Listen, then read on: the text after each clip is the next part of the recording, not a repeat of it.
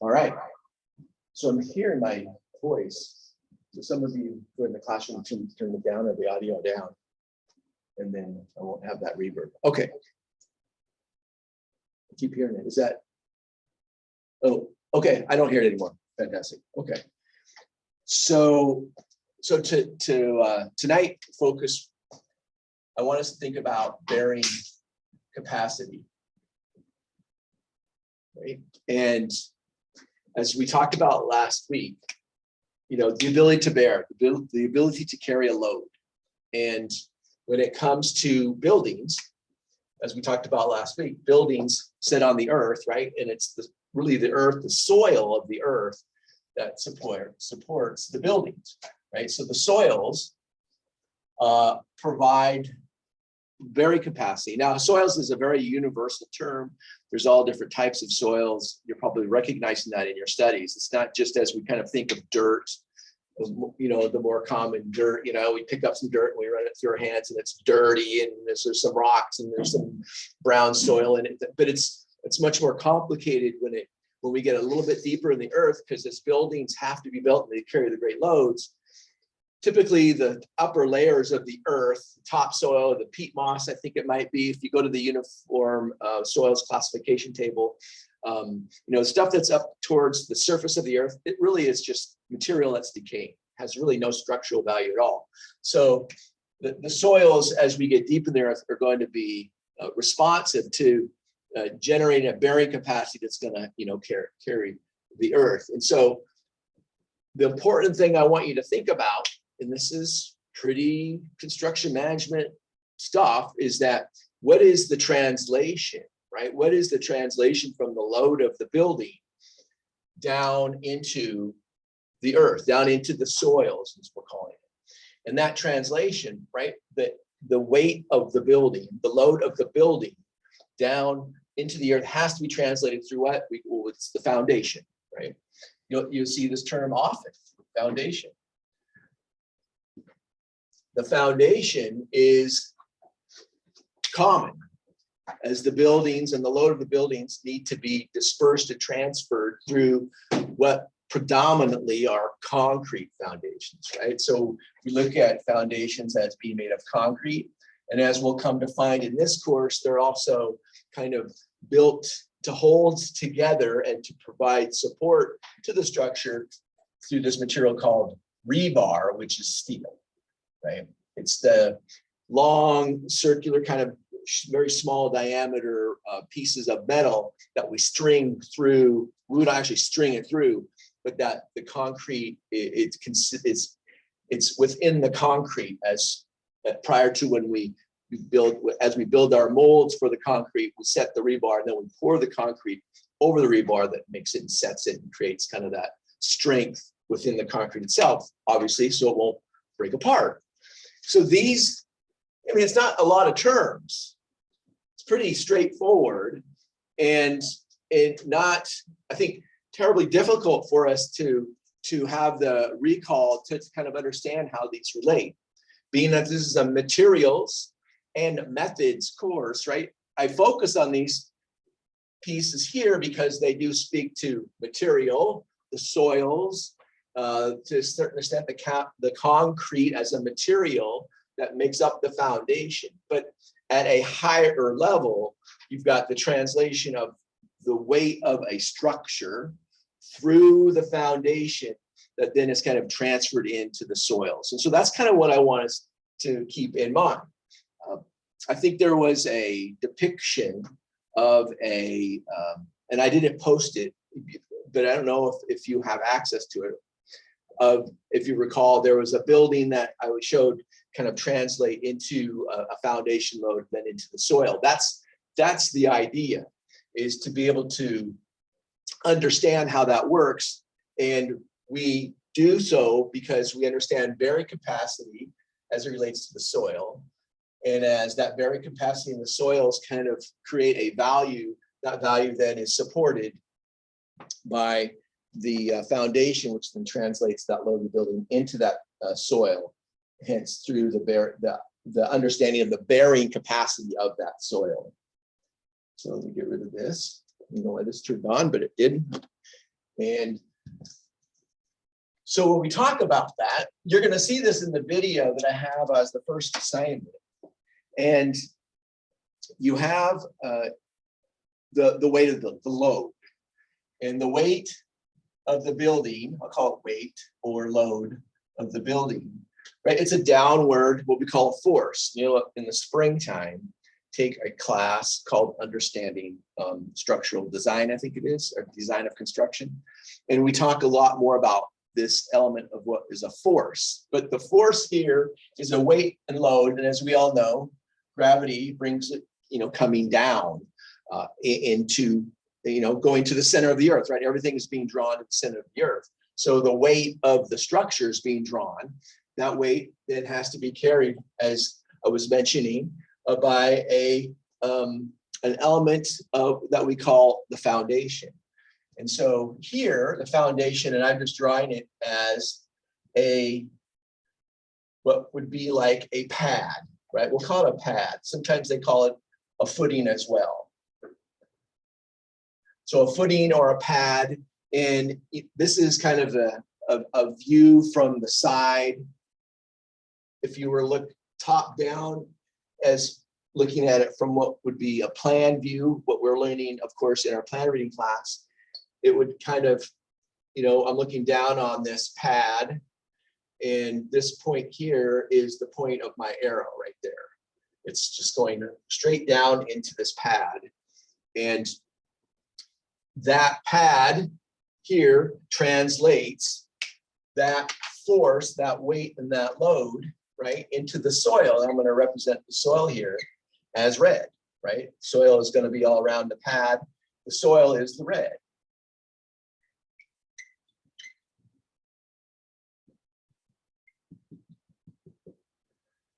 So weight translate through the footing pad, often made of concrete, kind of where, as we drive a car, you know, and the wheels turn on the road and draw us across the road, the cliche, you know, where the rubber meets the road, this is kind of the same thing. It's where the force meets the earth or the soils is through that translation of the foundation. That's kind of where everything happens. And so when we think about here the red, right, we're thinking about that bearing capacity.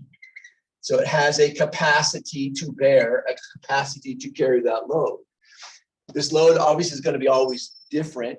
We have structural engineers who will look at the design of a building and capture how much it's going to weigh through their calculations, and through those calculations can determine, right, the size or the depth or the way that it needs to be formed and molded through the concrete forms to be able to carry the load of that building, right, into the soils.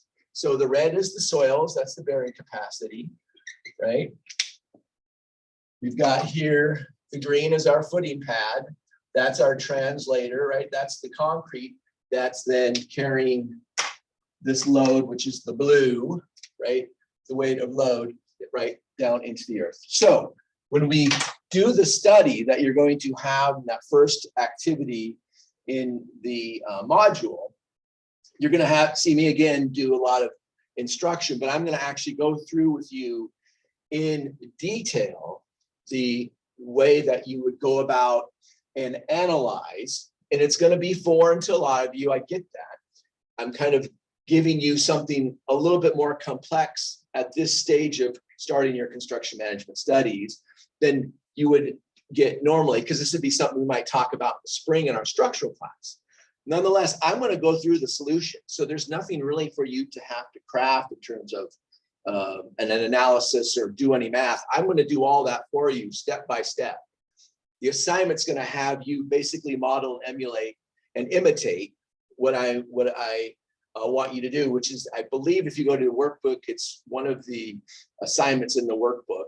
And so there'll be some additional sketching and drawing in line with what I do and share with you in that particular instruction. But what I want to do now is talk a little bit more about bearing capacity. And I'm going to go over to another desk and do and play around with some modeling. And you can watch, there's not really a lot of note taking that is needed, but it will give you an idea, hopefully, and maybe this may be something that I might have you do at home, because a lot of the materials that are that I'm going to be playing with, and I'm going to switch over and I guess I either share the screen or I can pin the screen, but it's going to be the document camera up close, and you'll be able to see my hands. And so one thing that you may want to have, if you have it nearby, is grab your architect scale, because I'm going to use that and try to scale down and talk about that concept of scale as we look to try and emulate and create things at home, if you're doing this work at home or here in the classroom, as we get more familiar with how we do things to scale, to start to build and play around with some modeling to give us an idea of how these things might work at a scale that we can understand and manage, as opposed to actually building a building. So let me take a minute, give me a few minutes to get this set up, get some people here that are in the waiting room, get them admitted. And I'm going to, let's see here, what to view, what's this, no. I'm gonna stop the recording for a moment, I'm gonna pause it. All right, so bear with me on this. There may be some focus issues, but I have it close up right now, and I kind of can see here. Let's see, can I pop that?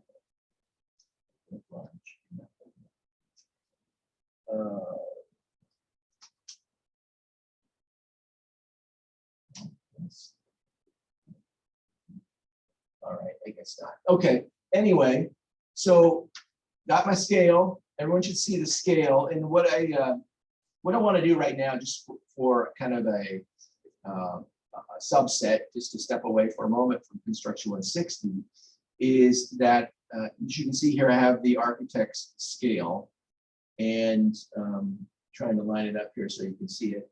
And right now I'm looking at, if that's focused well, I'm looking at 1 inch going from left to right. So going in this direction, in that direction. 1 inch is equal to 1 foot. Okay. So if I had a scale in my plans that said 1 inch, 1 inch is equal. Am I supposed to do something with my screen? Because I can't see anything. It should be a shared screen. Do you guys have a shared screen? Yeah, I see it. Okay, you see my What fingers? happened on my end? A second screen somewhere. Well, it's not a shared screen, but if you in the upper right corner, if you select the screen with his hands on it and pin it, then you can see it in the big screen. Okay. Okay. Thank you, sir. Okay. Mhm. So, see, what I don't know, and I hope that it's getting recorded as the shared screen. So when I just as a step back, when I hit the shared screen, did it come up for most of you? I know some of you had to pin it, but did it come up for most of you, or did you all have to pin it? It came up for me. Did it come up? It came up. Use the correct. Yeah, it came up for me. Okay, I just want to make sure the Mine recording. just says Zoom. Okay. And I don't know. Yeah, I've just got that Zoom box. It's because you have to click over to the next one, and then it will say, Clip over the next one. Okay. like up top, there's everyone, and you'll see his hands, and you have to click on that one. You got to go at the very top, and then you'll see all of them. Okay. Yeah, like I said, just pin it. Yeah, if you pin it, hopefully we're capturing it too as a recording, so you can always get back to it as well. So idea is I just wanted to go through the scale. So this is the architectural scale. You can see here on this end, 1/4 of an inch is often used here in plans. And the smaller that you get the scale, the more information, like a plan view or an elevation view in plan reading, the more information you can see actually on the sheet, if you will, whether you're reading the plan digitally or whether you're reading it in person on a hard copy. Now, what I wanted to do here, and bear with me because there is some elements here that I want to try and share with you. So we're talking about the three things that our focus are. The soils and bearing capacity as it relates to soils, and then of course this concept of foundation that is the carrier of the buildings, that kind of is what separates the building from the soils, but then the foundation is set up in a way to allow that translation, right? To allow that loading or that weight to carry through from the building to the buried capacity of the soil. Now, I'm trying to bring here, you probably can see what I've got, and I'm not gonna, I think I can back up a little bit here in the focus. You can see here I've got, and if you've been in the class, you've probably seen this in the classroom. It's just a tray with, what is it? Looks to be like coffee, but it's I don't know, some material. It doesn't really have any smell or anything, but it looks like soil, right? That's the idea. That's what it's supposed to kind of emulate. And so I just thought we could kind of speak to a little bit about this. I mean, looking at this soil, and just kind of putting a little bit in my hand here, you can kind of get an idea of its consistency.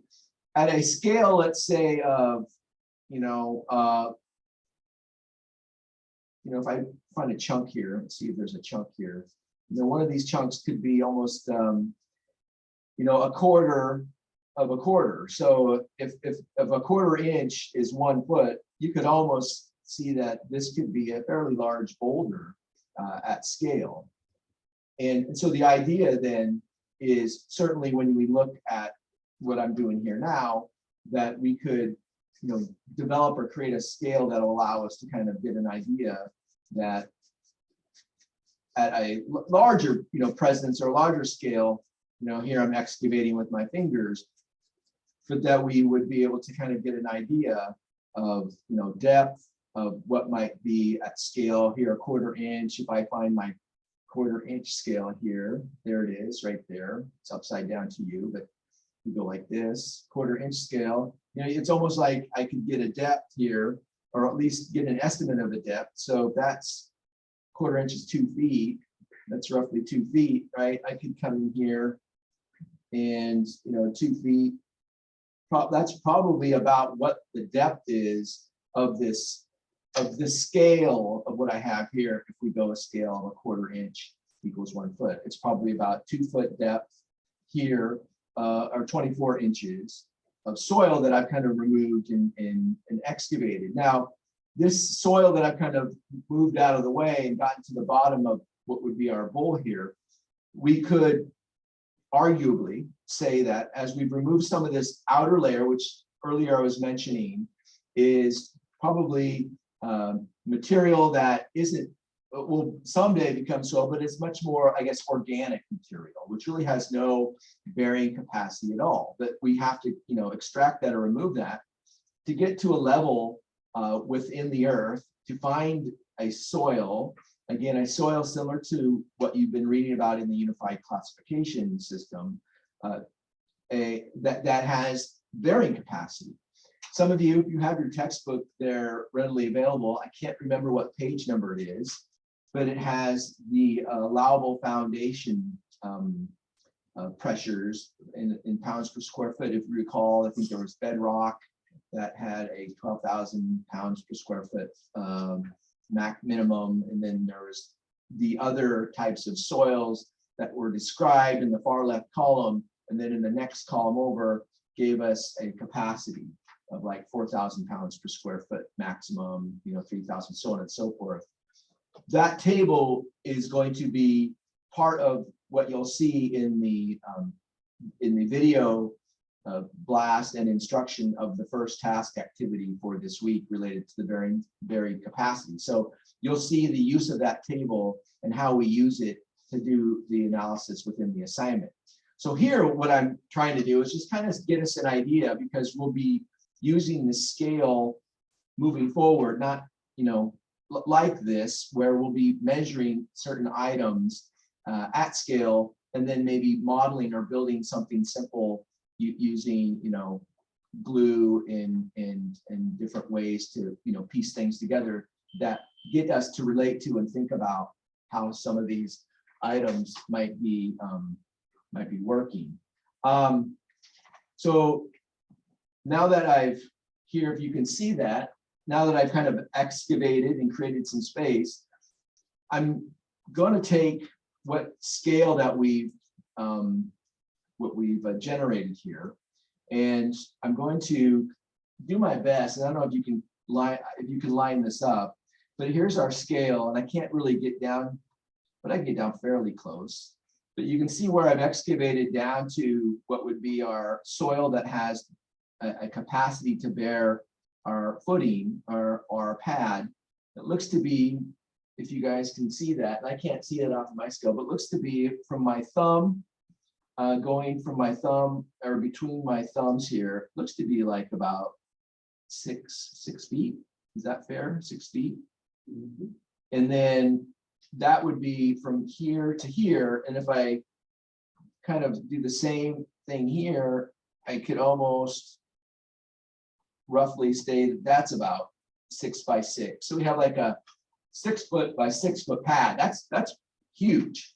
That but it's, I believe that that would be an uncommon size for a footing or pad, or I should say pad that would support, let's say, a column for a building.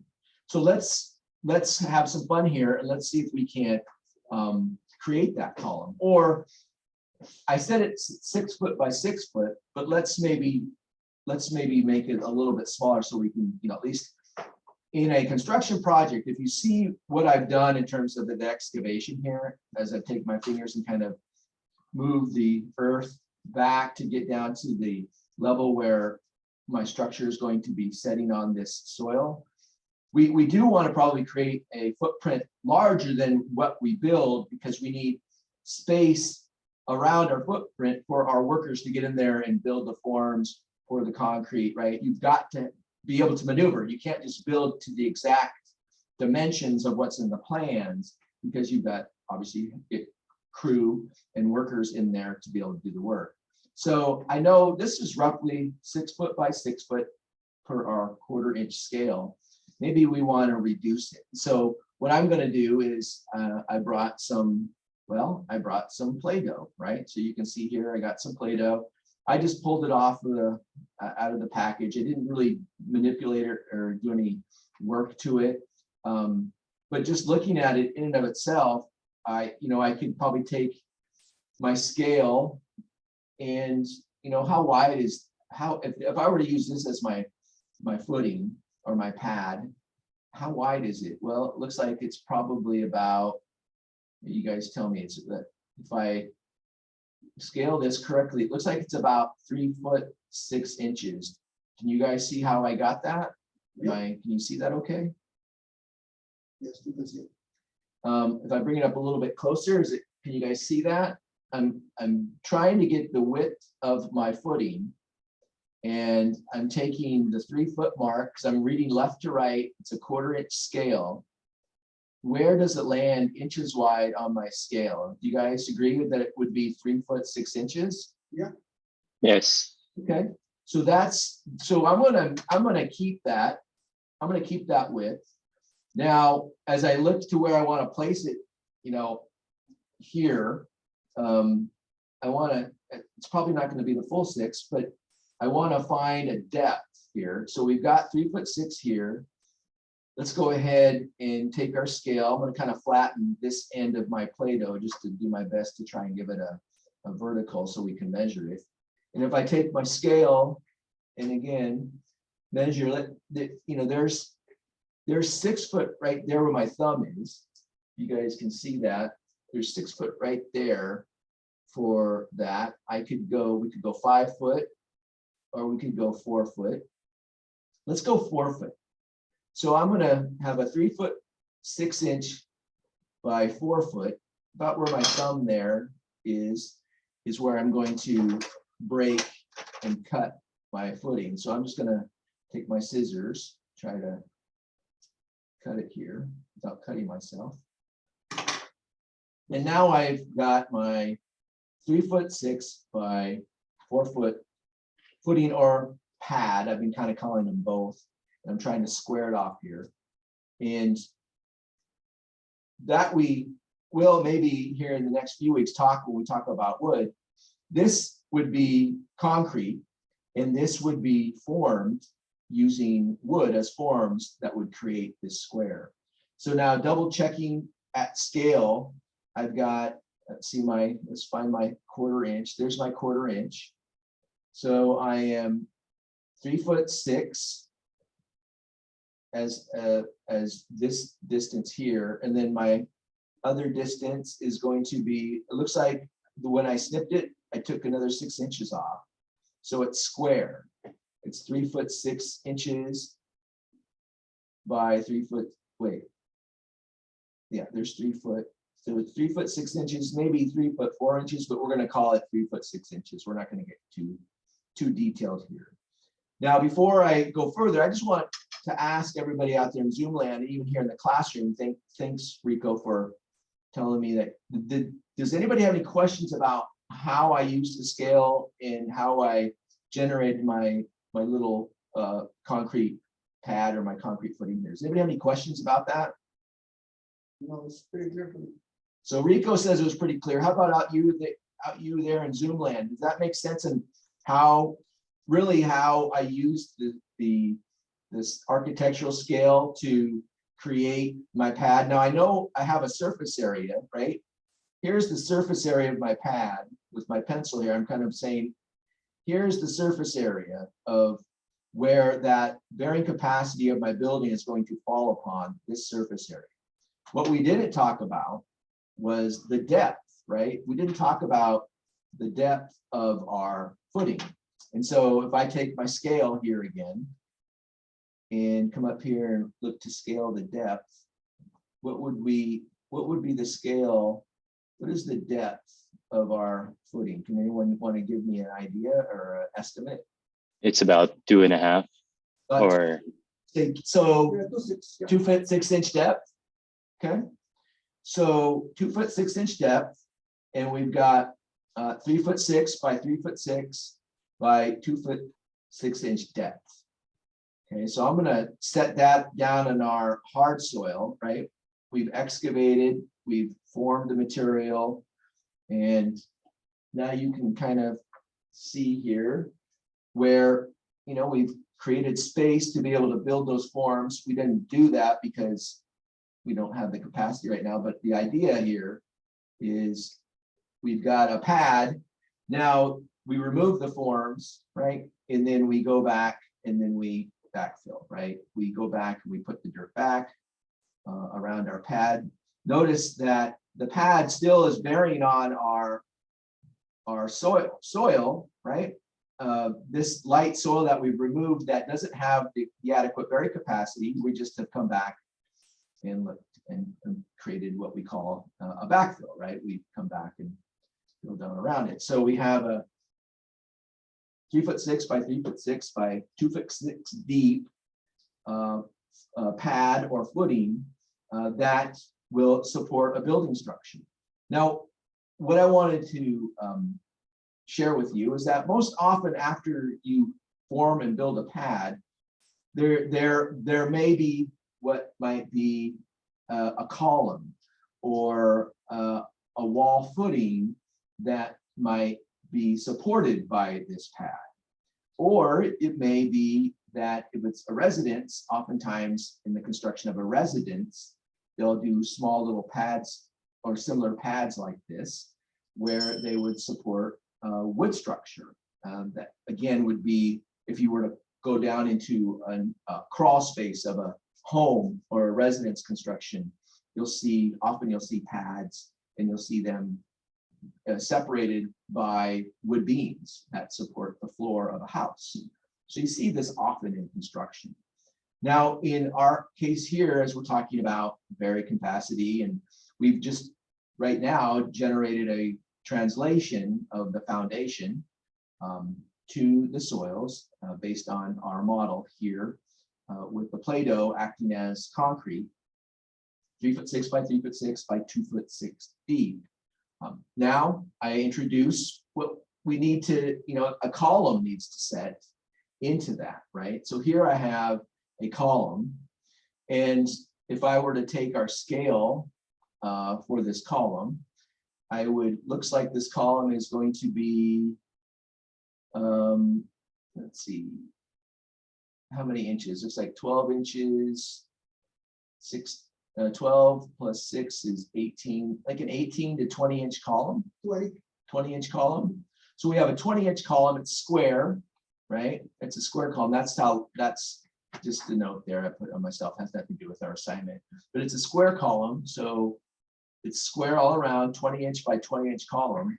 Now my column's really large, but if I'm going to, this is a wood column, or it could be a concrete column, I'm going to end up placing that column, square, and I'll move this out of the way so you can kind of see, hopefully you can see that. But I would, align that center line of that pad so you would see it something like that, if you guys can see that. And I'll push in a little bit so you can kind of see an indentation of what that, what that might look like.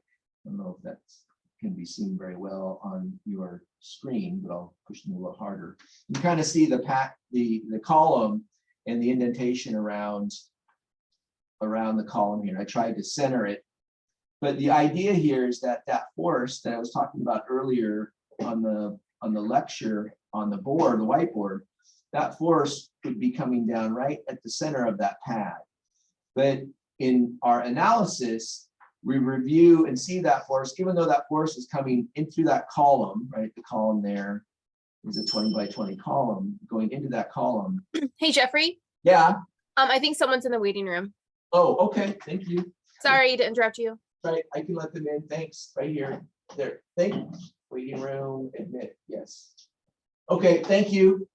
So then as the column will sit on here, the column has to be viewed as the distribution of the weight over the entire pad, not just that small square, not just that point, but we analyze it as that column carrying the weight of the building structure down through this point, and it's borne, if you will, bearing capacity, or borne, the weight is borne to be held by the pad and translated to the soil below this pad.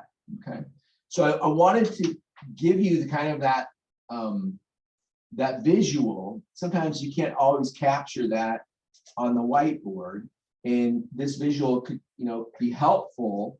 And again, this is being recorded, so you can come back and see this again, but the visual hopefully will be helpful, so then when you see the instruction through my video blast on this task, that it'll hopefully allow you to understand a little bit better and make more sense. Again, I'm not so concerned about the math because I'm doing the math for you in the assignment. I want you though to do the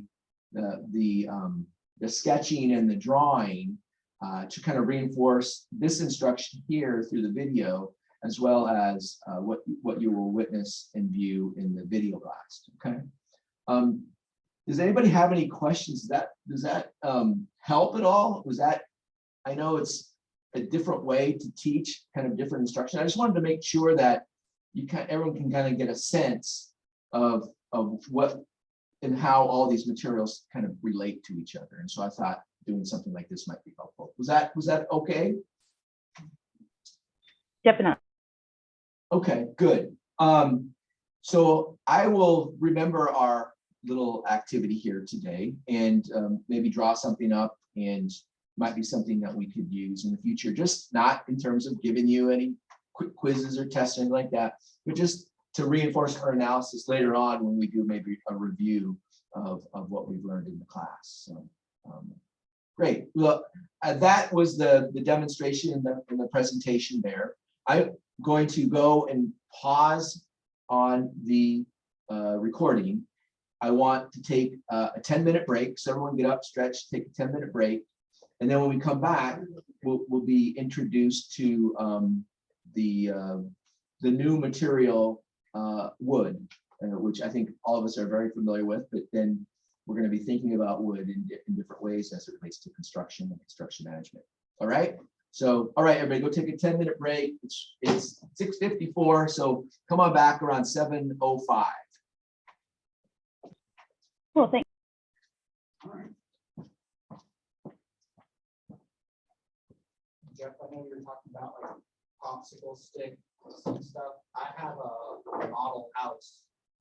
I mean, So we have wood, right? We have wood. Wood is a product that is used in construction. I mean, pretty obvious, and it's used in a huge number of ways. In fact, there is a skilled tradesperson you all might know called a carpenter, right? A carpenter is someone who over time and through many hours of training becomes skilled at working with wood. Now, there are certainly sub-disciplines to the woodworking world of carpentry, from large scale type projects, working with large scale pieces of wood, to finished carpenters who maybe work with, you know, the more kind of finished product of the work with wood. In this class, we're going to be talking more and predominantly about how we use wood, and in this class, particularly how wood is part of the structure, as well as how wood is used to complement other items that we do in construction, like I was mentioning earlier, and I'll show you here real quick how we would utilize wood to build forms, right? Wood is a material that we can use to work with and to build forms. Now there's wood, certainly as you see here that I brought up. So we've got wood, terrible ink here. That one's out. I need to get new pens. They're a little bit old. There we go. We can see that a little bit better. So wood material. And what I was showing you was how, you know, we take, you know, and this is my wood log, if you will, I'll call it a log, but how we take the log and how we are able then to, you know, take out product from that log, right? We're able to extract through the mechanisms of sawmills, you know, these standard products of wood to help us with construction. So that becomes, and this probably looks familiar to many of you in the construction 140, right? Becomes a 2x material of various depths and lengths that can be used in many different means related to construction. From, as I was mentioning earlier, building forms for concrete, right, to full size, what we call studs, vertical studs of 2x material to build, let's say, walls. And I know you know that. I'm just saying the obvious, which is that when you drive around and you see new construction of a residence, you see the framing, what we call wall framing, wood framing. And lo and behold, they're using the wood products, right? These products that are coming from a natural product, a log of wood, and how these sawmills cut it up and then distribute to marketplace for us to be able to use it. So we use it for forms, use it for walls. Maybe, you know, for decking, you see a lot, we use it for decking. We use it for structure, right? The forms for the walls can be both interior and exterior. When we say structure, it can be used, like I was sharing with you earlier in our diagram where I brought in at scale the 20-inch by 20-inch column, right? Wood can be used to carry weight, to carry load, to translate the load of the building to the concrete pad, to the soils, right? So now we're looking at a material that is able to translate and work with structures, work with loads. But wood is also a product where we can be very, very, very creative. And most of you have probably heard of this thing called, and I know it's with bated breath, everyone's wondering, what's he gonna say? What's he gonna say? It's called plywood, right? I mean, everyone knows, has seen plywood, right? Plywood we see comes in sheets, and it is what its name is, right? It's plywood. That is, it's wood implies. So you have wood, very thin sheets of wood laid on top of one another, right? And so sometimes you'll have up to various number of plies. Maybe you have 3 ply, 4 ply, 5 ply. Now, what's interesting about the plies is that, and I don't know if we might be able to see it, if you look at the fixed screen where you see the quarter sawn and the different types of sawn there. I'll see if I can scroll down and maybe you can see here. I'm not gonna do this. Well, I know I need to do this. Right, I don't think that helps out, but when you look at the plywood are very thin, very thin sheets, right? You can see here, very thin sheets. And how they create plywood. Plywood typically comes in a 4 foot by 8 foot sheet, right? So my extension line, and then my dimension line, my extension line, and then my dimension line. I'm obviously doing some construction 140 lesson planning here, but it's usually, or typically, universally speaking, this is the piece of plywood. I've just turned it now so you see the full face of it. It's 4 foot by 8 foot. And in this particular case, I had 1, 2, 3, 4, 5 plies. Now the plies are not, the grain in the plies are always running differently at each ply. So this ply will have the grain running in one direction, and this ply will have the grain running in the opposite direction, and so on and so forth. So when you start to layer the plies on a piece of plywood, they're always running, the grains are always running different because that's what's giving it its strength.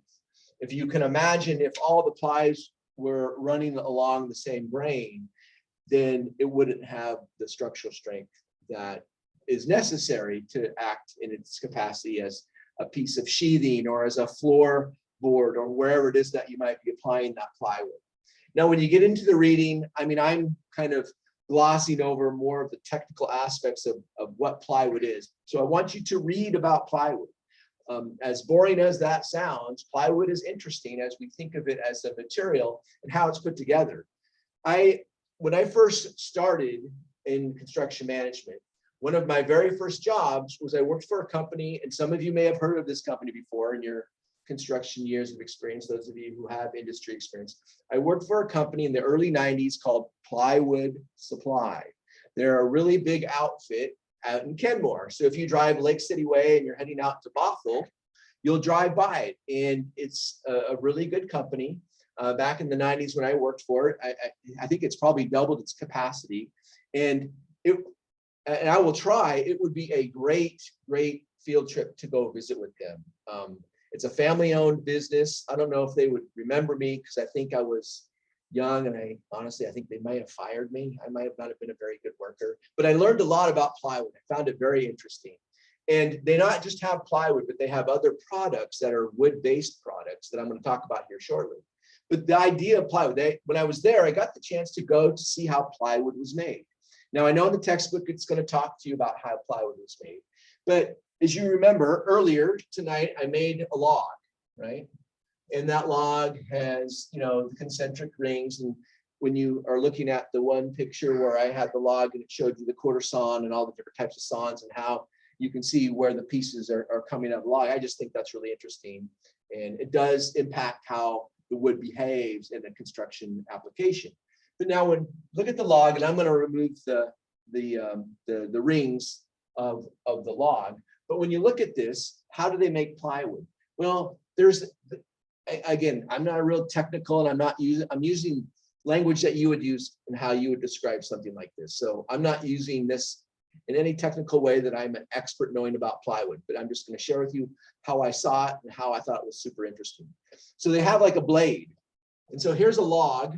We're looking down on the log, but here's the log looking at it from the side, right? And, so it'd be, the log, something like this, right? You see the log. And so the log gets placed between two pins.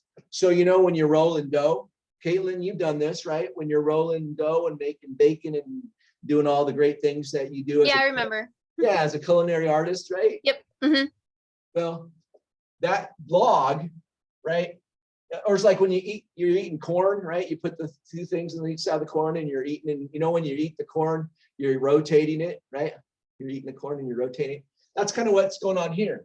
They put the log and they, you know, it's like eating corn. The problem is you're not eating corn. They put a little blade right here. So that's my blade. I'll call it a blade. It's a blade. Put a little blade there. And then they start to take the log, right? Because now we're looking at the end here. We're looking at the end. So let's say we're looking at this end here. And then the blade is put up here against the log. They start to turn the log this direction. Okay. And as the log, you know, the blade, as the log starts to turn, the blade can, you know, takes off a little sheave, right? If this is making any sense. So as the log is rotating, right, you can see here that all this is going to be material that will come out like a sheave. Does that make sense? So as the log is turning, the log is getting thinner and thinner and thinner. As you can see, it's getting, but this is all becoming what we call a sheath, right? A sheath. It's like one of those pencil sharpeners, the cheaper ones with just the razor blade on the side and spin the pencil. Okay, so the example here in the classroom by Matt said it's like a pencil sharpener, but it's the type that just continues. It's got a razor blade on it. It's got a razor blade on it. So if you have, that's a really good example. So we've all kind of sharpened pencils maybe for our kids or something, or at the elementary school, or for on a pinch when we needed to sharpen a pencil. That's what's happening. So good example, Matt. Thanks for sharing that. I didn't think about that. That's perfect. So that's what's happening. And so that pencil obviously is getting eaten up, and you can know the shavings is the thin sheath that comes out of the log. So now you have this, when this is all done, you have this, if you can see this, I'll have to erase some stuff here. But you have this long, right, long sheath that's really thin, but used to be a log, but it went through this blade and this kind of process to become a huge sheath. And I don't know why that continues to want to come on. There, take that off. And once that's done, now you have this thin sheath, and what they do is then they just, you know, snip, snip, snip, snip. So now they start to cut that sheath. It's really thin. So this sheath, if we were like this, we're looking at this from the top down. If we looked at this from the side view, so this would be a top view. If we looked at the side view, it'd be really thin, right? It'd be really, really tiny thin. So this, our log started off like this, went through and rotated like we would if we were using a pencil sharpener, all the way to where then it was gone because we used it all up in the pencil sharpener. But all of that would be like the shaving, but the shaving's laid out flat. And then we would cut that log here in all these different parts here. And then we would have a small sheet, most likely a 4x8 sheet, right? 4 foot by 8 foot sheet. And then we would take this take this sheet, and then we take this sheet and we would rotate it, maybe, you know, put it 90 degrees because we don't want the grain to align. So then we would take this one and then rotate, you know, so the idea is the grain should never align. It should always be opposite of what is the prior ply, because that's what gives it its strength. And that would be plywood. And so in this particular, you know, kind of silly example that I shared with you, I'm not sure again how accurate it is to the true process. The true process is probably much more complicated than what I shared, but it's the same idea, right? You have sheets of ply that have come from the log, very thin sheets that are then cut and then placed on top of each other to create this element of plywood, right? Which looks, you know, something like this. You have just plies upon ply, and in this case, it's my 5 ply. In this case, a 4 ply piece of plywood. And so hence we have plywood. Now we can do a lot of things with plywood. Plywood can be used for wall sheathing. Plywood does have some structural component to it. Not that it can bear weight like soil or bear weight through the concrete to where soil can support a weight.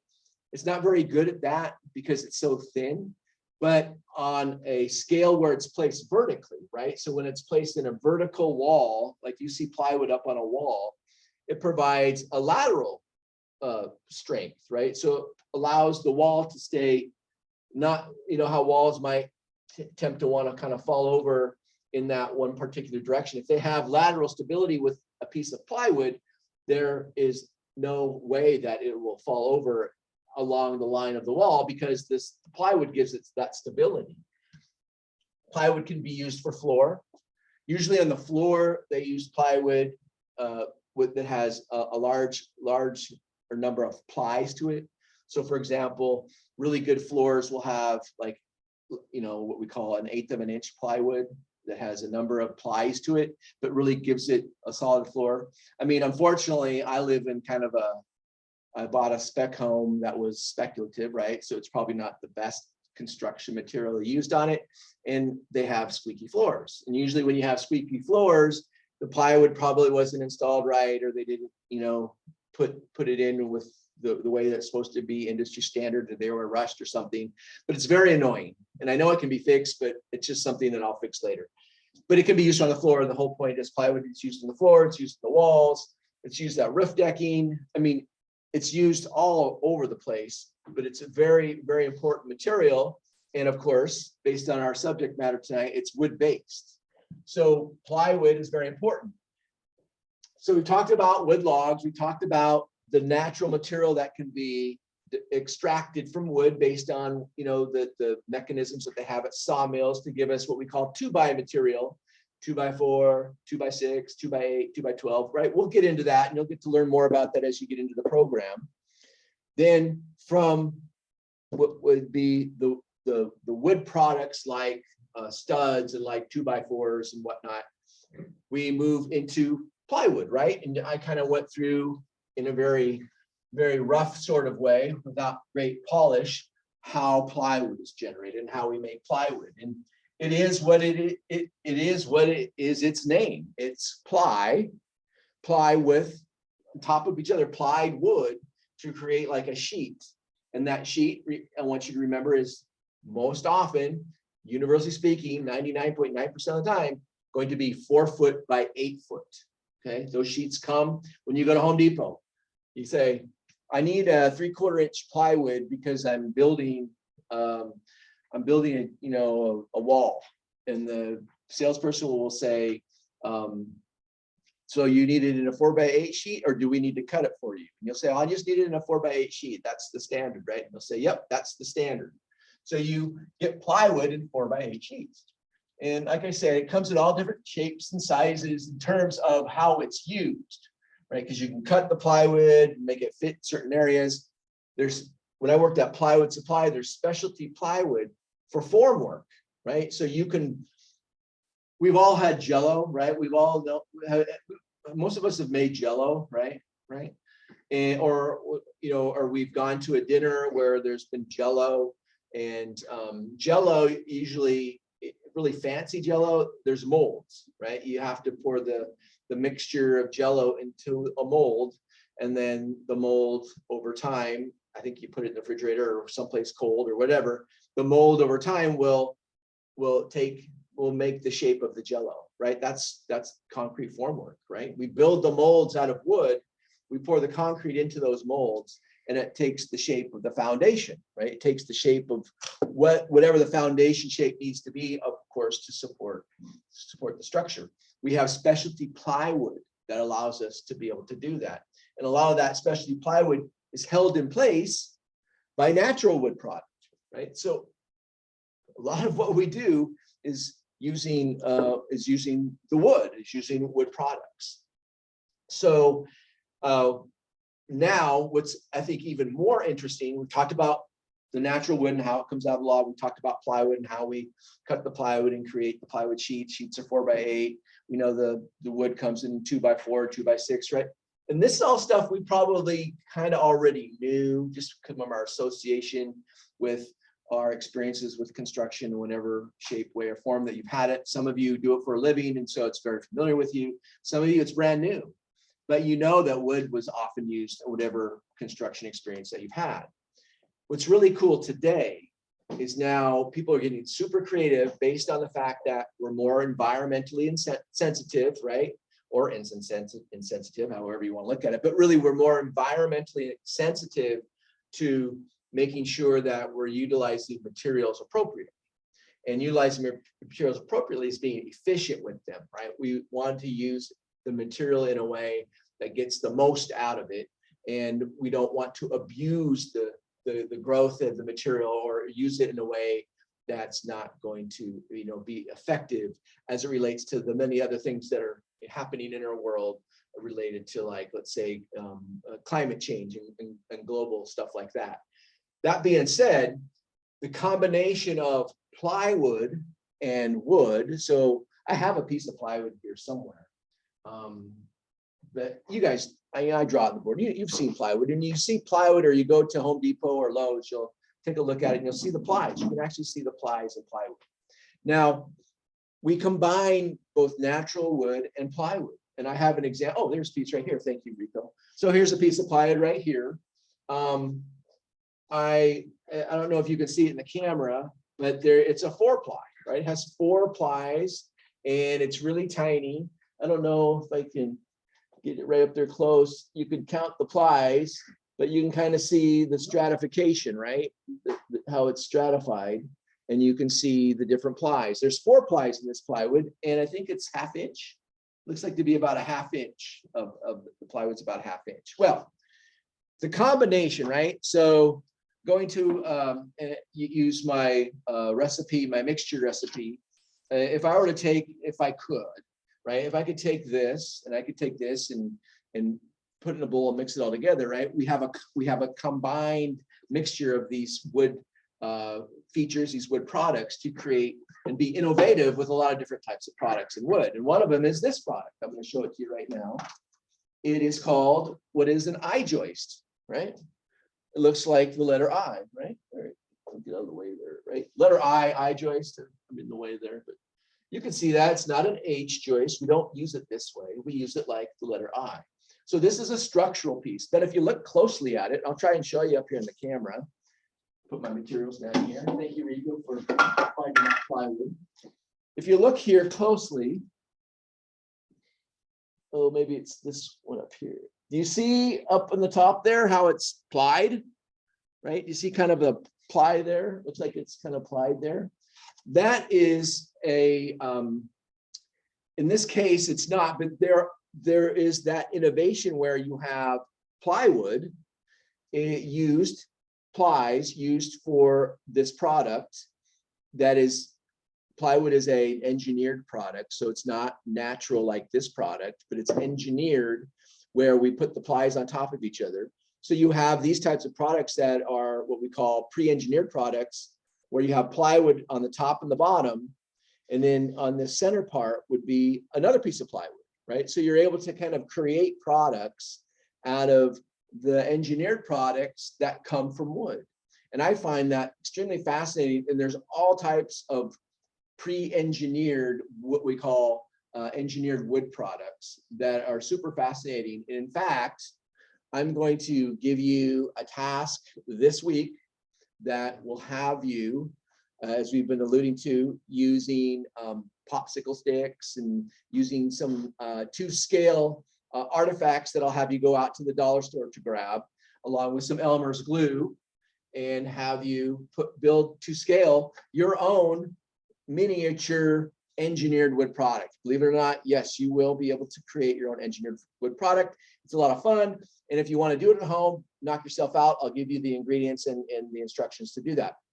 But if you come in the classroom, it can be really cool because I'll have some really good cool tools that you can use to create your artifacts and create your own engineered product. Again, to scale. We're not going to create it like this, but we're going to create, small to scale, like my earlier demonstration with the soils and the footing pad, is that we can do something at a smaller scale and still generate and create these products using, like I said, popsicle sticks and other small wood artifacts that will allow us to really get into how these products are made, one, and two, have something that genuinely you have a sense of the product that is made of wood, and how it would be utilized in a construction project. So I think that'll be really impactful in your learning, because we can't just go to a construction site and play with it, right? We can only visualize it and just think about and dream about what it might be. Well, when we do it to scale, we're actually in control, right? We can actually make these things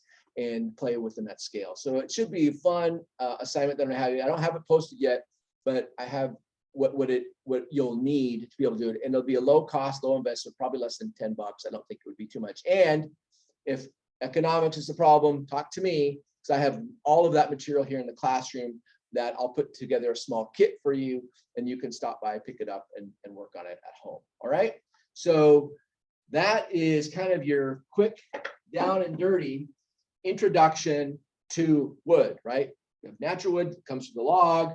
The log can be used to extract through the sawmill, the 2x material that I was mentioning to you, sometimes even 4x material and 6x material.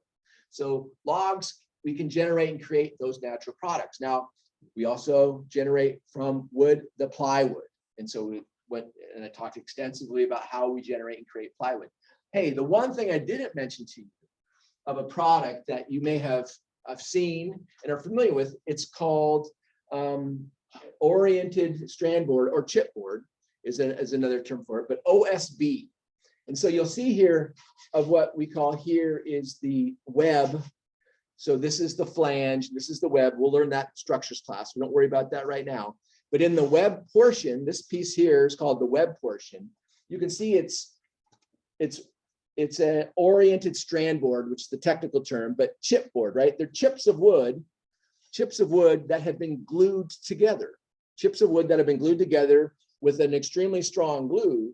And so now, instead of ply, you have chipwood, as it was mentioned here in the class, or what we more technically speak to is called OSB. You'll hear that a lot in the construction world, language world. Oriented strand board, which basically are wafer chips or wood chips that are glued together to create a sheet or a panel that, again, is a 4x8 panel. So you'll read about this in your textbook. It should have something in there effective that speaks about what is the oriented strand board.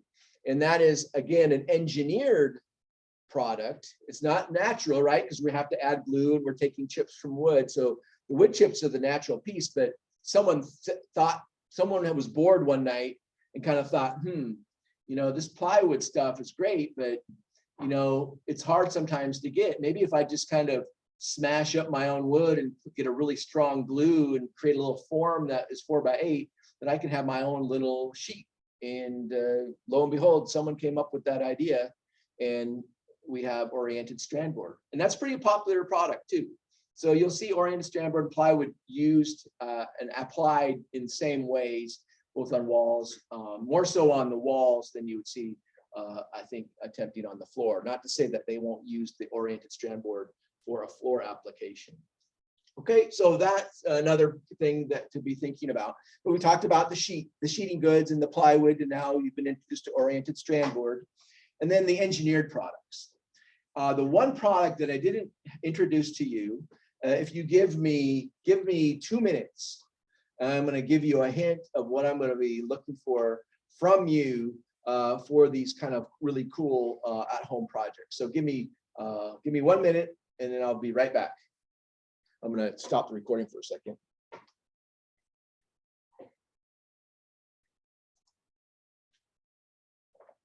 All right, so what I want to show you is an engineered wood product. So I'm going to write this up here because I think it's important that we terminology speak to it correctly. Engineered wood product, right?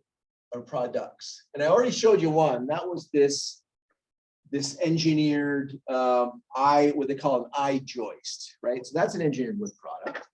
And so there's the eye joist that Jeff showed us. And then plywood is an engineered wood product because it's not coming directly naturally to us and then applied in construction. The 2x4 and the 2x6, the 2x8, that comes directly from the log. There's nothing engineering about that other than the engineers who create the machines that cut the log to get us the 2x. But the wood product itself is all natural. So I-joist is an engineered wood product, plywood is an engineered product. There's the combination of what would be, like we saw in the I-joist, but the combination of natural wood products along with plywood that created the I-joist. The other thing that is commonly used in the industry is called a glue lam. And glue lam is short for glue, obviously something that's glued together. And lam means lamination. Lamination is similar to ply, only you're laminating one thing on top of the other. What does that look like, or what is a glue lam? Usually it comes and it's called a glue lam beam. Now, we'll talk about these terms, beams and joists. I don't want you to get too worried about what's a beam, what's a joist. Don't worry about that. That language will come over time and we'll get there. But I do want you to understand kind of the concepts of how these products, these engineered wood products are built. So the I-joist, as you recall, was something that looked like this, right? Looks like the letter I. And then this would be like plywood for what we call the flange. And then this was like the OSB, right? So these are all, this is plywood, but it's on top of each other and it's more thicker. And so this is engineered. Someone came up with that idea and it's a great product. It works really good. The plywood, as we talked about, remember, is just the laminated of the thin strips of wood that's carved or removed from the log as it goes around a sheath. And then the glue lam beam. Well, what is that? The glue lam beam is made up of 2x material, right? So this could be a glue lam beam. And all these 2x materials, right? This would be this material here, like you have here, these stacked on top of each other, but more than one. So for example, excuse me for a moment.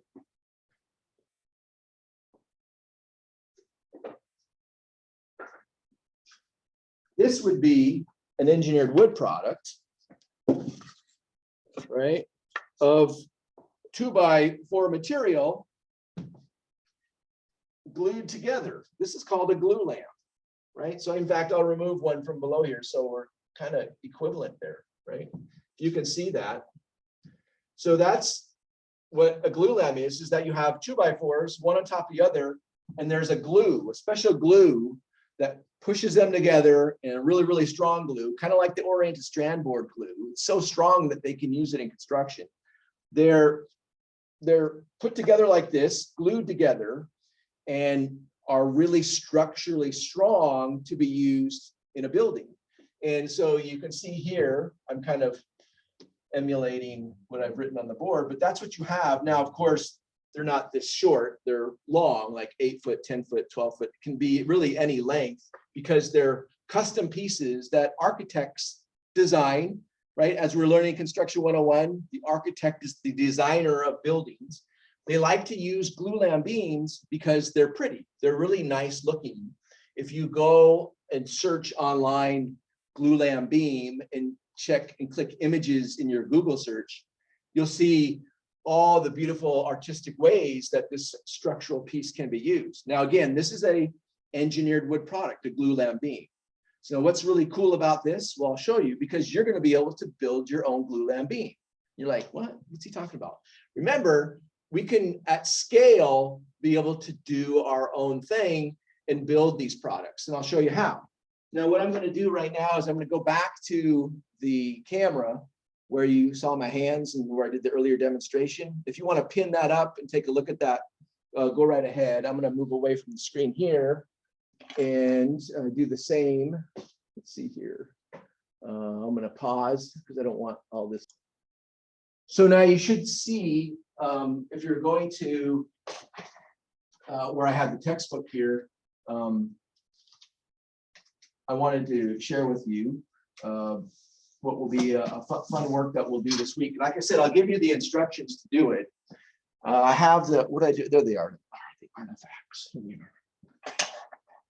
So I'm going to show you here some things that we can do that'll be fun. And it might be a little bit messy, but if you use some Elmer's glue, I mean, it's non-toxic, so it shouldn't be too bad. So here's what we got going. So I'll pan out here a little bit so you guys can see what's happening here. So here's what I built. I built at home using popsicle sticks and using some things that I can pick up at the dollar store. I was able to kind of have some fun and build a few things. And one of the things I built was, you see here, come on. Where am I? There. Hold on a second. Let me pan back. I'm too close. You guys can see that.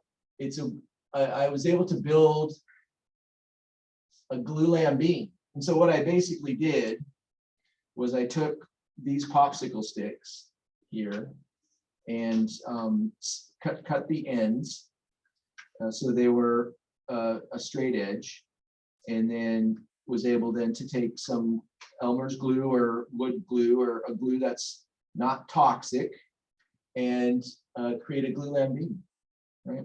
So when I look at this glulam beam, you're like, that's great, Jeff. I'm able to take popsicle sticks and glue them together. Yeah, you are. That's creating your own glulam beam. Now I went ahead and did that already here and had some fun. And actually in the classroom, I'll bring some elements to how you can sand it, and not with the sander, but with some tools that allow you to sand it, make it look really nice. In fact, what I was going to do with my little glulam beam here was to stain it, right? It's really kind of cool. I really had fun working on it and thinking about glulams and how they are used in construction. So that's one thing that we'll have you do. Here's another one that I built. Now, the difference is that I was able to find two different types of materials here. And when I say two different types of materials, I'm saying two different shapes of the popsicle sticks. I think this here are coffee stir sticks. I think this here are popsicle sticks. Now, what's really cool and is we can put a scale to this thing, right? We can put a scale and find out what is the length, what is the size of this glulam beam. And in this case, for this one, I'm gonna find out what's the scale on this. Let's see here. Would it be an eighth of an inch? Eighth of an inch? No, that's the scale is going to be, let's see, quarter. Let's try quarter of an inch. Is it a quarter of an inch? So if I go quarter of an inch here, that's 12. That's about, let's see, quarter of an inch. That makes it about 12, 16 inches. Maybe it's an eighth of an inch. Let's try an eighth of an inch here. So here's eighth of an inch. And I'm going to take the eighth of an inch. And what is that? That eighth of an inch, if that's one. Eighth of an inch is 1 foot. No, that's going to be too long. So I think the quarter inch is probably, or maybe it's the half inch. Let's try a half inch. And what I'm doing as I'm playing around with the scales, I'm trying to create a scale model that makes this to scale or realistic. And that means that if this is a half inch, then the width of my glulam beam looks to be, if you guys can see that, can you guys see that? It looks to be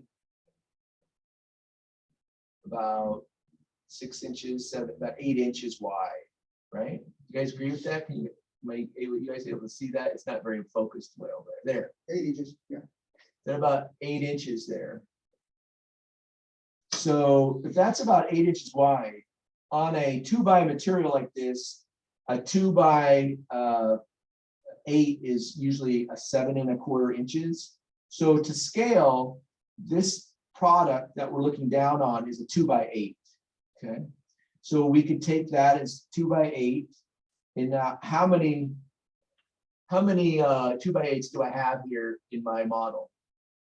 How many layers of 2x8s do I have here? You guys see that? Can you count them? 6. There's 6 there. I get 6. 1, 2, 3. 1, 2, 3, 4. I see. It's hard to read. I mean, Is it 5? I think it's 5. Yeah. There. You guys can see that. 1, 2, 3, 4, 5. So I have 5 2x8s stacked one on top of the other for my glulam beam. Now to scale, a 2x8 is 1 1/2 inches thick. Okay, so with my pencil here, if you guys can see this, there's 1, 2, 3, 4, 5 2x8s, 5 times 1 1/2 or 1.5. What is that? So 5 times, so it's 4.5. No, 1.5 times 5 is, this is going to be 1.5. This is 3. This is 4.5. This is 6. This is 7.5. So the depth of my glulam beam is 7.5. The width is, did we say it was as well, what, 7 1/4? Right? So we have here a glulam beam that is 7 1/4 wide, our 2x8 is 7 1/4 wide, and our depth is 7.5 inches to the scale of, what did we say, 1 1/4? That we just said, yeah. I want to just double check here. Our scale is, yeah, our scale is 1 and, what scale? We used 1/2 inch or 1/4, you guys. I can't, freaking out here. What do we have? There's the 1/2 inch. I think it was the 1/2 inch. So our scale is 1/2 inch is 1 foot. So for this model, our scale is 1/2 inch equals 1 foot 0 inches. I didn't write that large enough. So let me get a 1/2 inch. You guys can see that is 1 in 1 foot inches. So you see that 1/2 inch is equal to 1 foot. So that is about 7 1/4 inches, give or take, right, for our scale. Our depth is 5 of these, and our depth then is about the same. It's about 7 1/4, but we called it 7.5 because every depth of a 2x8 is going to be 1 1/2 inches. We've got 5 of them, so 5 times 1 1/2 is about 7.5. Now, what is the length of this beam, right? What is the length?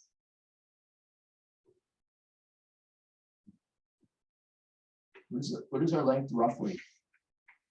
Let me bring it up a little bit closer so you guys can see it. 8 foot. Yeah, I think it's going to be 8 foot. Can you guys see that length? I'm sorry, it's just the camera is really hard to get you a good view of it where it's focused. You guys see that? Hold on, let me pull back, and I got to go wrong way, wrong way, wrong way. There. You guys see how it's about 8 foot based on my scale of 1/2 inch? See on the left? So scale is 1 1/2 inch, and we're roughly about 8 feet. So sorry about hard to see that, but I wanted you to get an idea of to scale.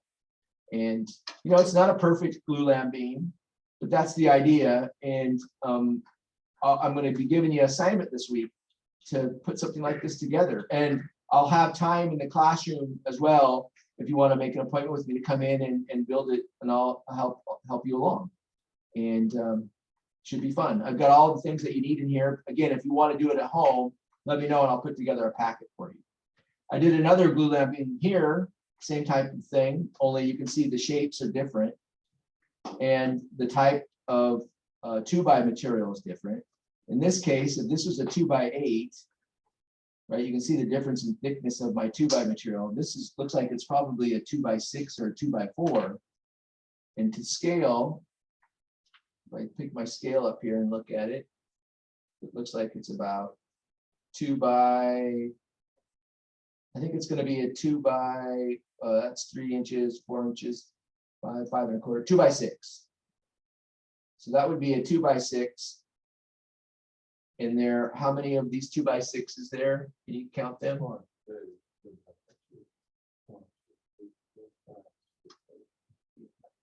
So let's count them. You guys can see the different. There's 1, 2, 3, 4, 5, 6. So there's 6 2x6. So 6 times 1 1/2, because all 2x materials 1.5 inches. So 1.5 inches, 1.5 times 6 is going to be, what's that? 3, 6, 9 inches. 9 inches. So it's 9 inches deep, and a 2x6 is 5¼ inches wide. And then its length, let's see here, is going to be Almost 10 foot. almost 10 foot. Yeah, it's looked like it's going to be 9 foot, about 9 foot. If you guys can read that, pull it back a little bit. I have my hands all the way here. So if I go 9 foot in this end,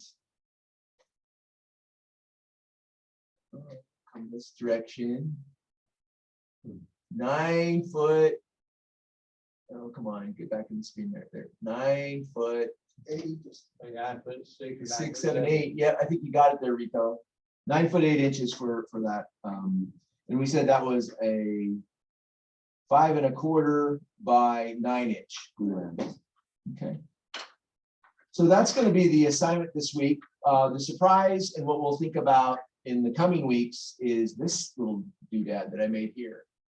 And so you're probably wondering, what did he make there? Right? As I show this to you, what is that? Right? What did I do there? Right? It's kind of crazy. It was kind of hard to do, but it's a product, again, an engineered wood product that has 2x4s, but more or less as a sheet good or a large sheet good as opposed to a piece of plywood. So we'll talk about that.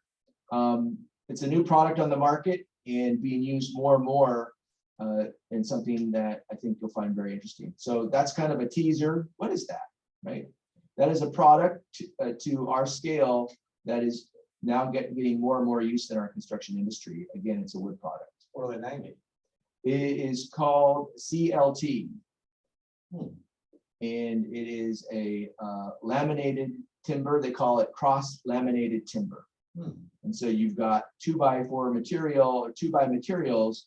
You can see they're cross laminated. So when they say cross laminated, you can see here how the timbers are running one direction, and then here they're running in the opposite, in the other opposite direction, right? So you can see that's where the strength of the material is More gained. flat, a lot. That's what I was going to ask you. Which way is the strength of it? That way? Yeah, the strength's going to be both horizontal and vertical. So where do they use it? That's a teaser. I'll show you. There's a lot of different applications for it. All right. So thanks, everybody. We're done for the night. I'll get more to you in the module in terms of your homework. I will get you instructions for some fun things that you can do at home in generating your own glulam beam. Again, we'll be able to work to scale using your scale at home and have some fun learning about wood materials. All right. Thanks everyone for coming in. If you have any questions, let me know. I'm going to be around for a while, so stick around and hang out, and I'll answer any questions you might have. Thanks for coming in tonight. Thank you. Jeff, when are you going to post this this class? Oh, I'll record it. Well, it's being recorded now. I'm gonna stop recording, and then I'll get it posted in the module. Okay. Okay, thank you, Jeff.